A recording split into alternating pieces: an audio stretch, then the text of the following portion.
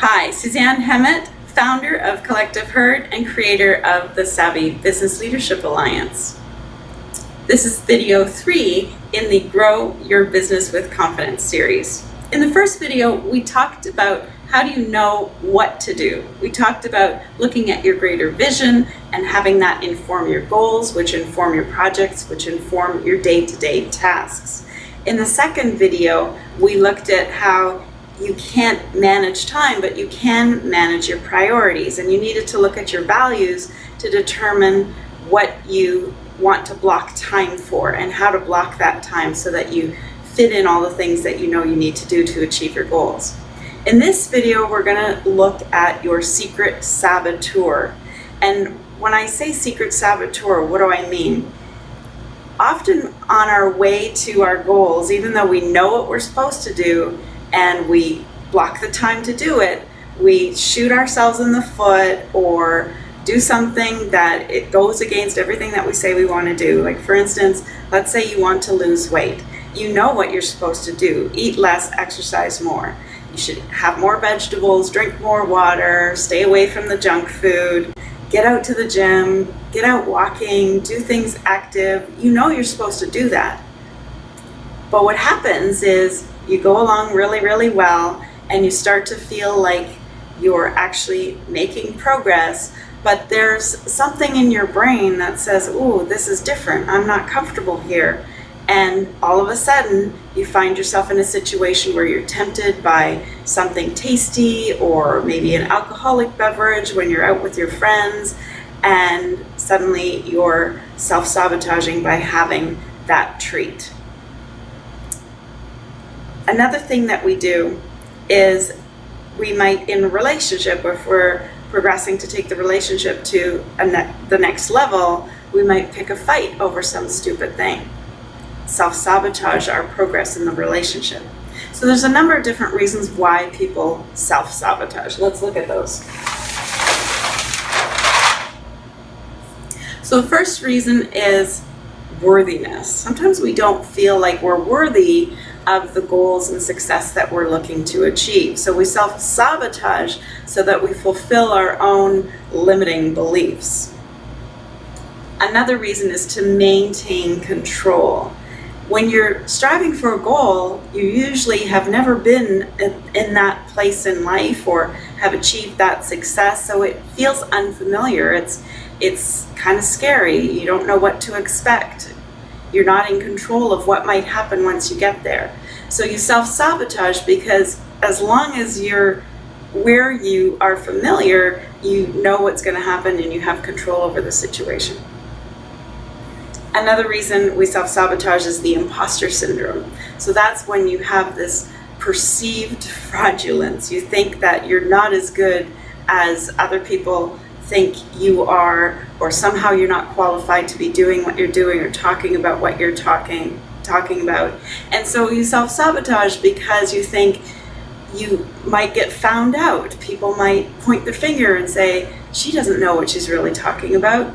And then that would be embarrassing. So we self-sabotage because we don't believe we're as good as we actually are.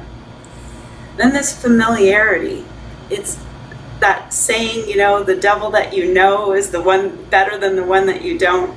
So even though we might be in a situation that isn't ideal, we stay stuck in it because it feels familiar. It's in our comfort zone. So anytime we push out of that comfort zone, we self-sabotage to keep ourselves back in where it's familiar.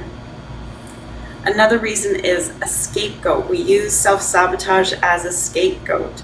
So we might have these deep-seated beliefs that we're not lovable or we're not worthy, and it's easier to blame something else that we've created as the reason why we're not progressing towards our goals, rather than looking at those deep-seated beliefs. So let's say you were ready to take your relationship to the next level, but you pick a fight over something stupid, and then the whole relationship falls apart and you break up.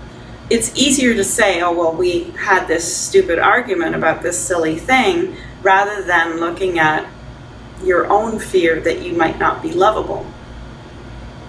The final reason is just plain boredom. Some people just self-sabotage because it's more interesting to create drama in your life. I hope that's not you, but you might have identified yourself in one of the other reasons why we self-sabotage. You know, it's tough being in business for yourself. You don't have very many people to talk to. Your life partner is invested in your outcome usually, and so it's hard to admit sometimes when you might have some failings or some self-doubts. Your friends might be in 9-to-5 jobs, so they don't understand what you're trying to achieve and why you left your corporate job to create this business, which seems to be taking all of your time and not really getting you any farther ahead right now. And your family, of course, had this vision of who you should be, and when you start your own business, that's not usually in alignment with their expectations of you, so you usually get some pushback there, so you don't feel you can talk to them either. So being in business for yourself can be a really lonely experience. You have these feelings of, you know, maybe I'm just wasting my money, maybe this is never going to take off, and I'm wasting my time and my money, and in the end I'm just going to be embarrassed because I won't be able to make it work and everyone's going to be looking at me, and I'll never get my dream off the ground. Those feelings can be really, really scary, and they fuel the negative self-talk that we have in our heads already that self-sabotages us on the way to our goals. So how do you turn that around? How do you combat that self-sabotage and those voices in your head? Well, you need to show yourself that you are capable. You need to shift your attitude into looking around at your environment and appreciating what you've already accomplished and what you've already created, and acknowledging yourself for that, and also looking at your strengths. You know, I believe that everyone has a unique set of strengths that they can use to achieve whatever they want in life.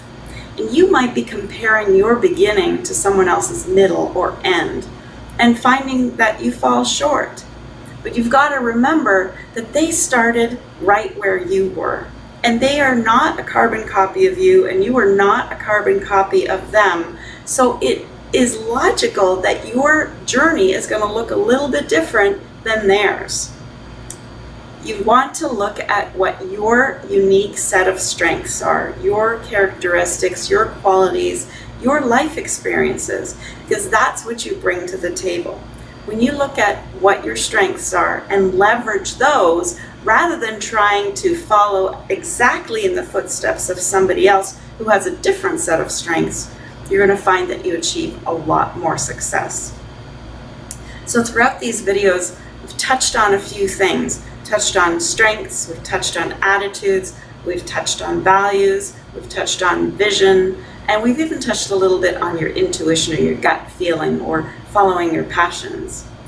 In the next video, I want to talk about how you can bring all those 5 elements together to really create a scenario where you are leading yourself to success and achieving your dreams without the second guessing, without the overwhelm.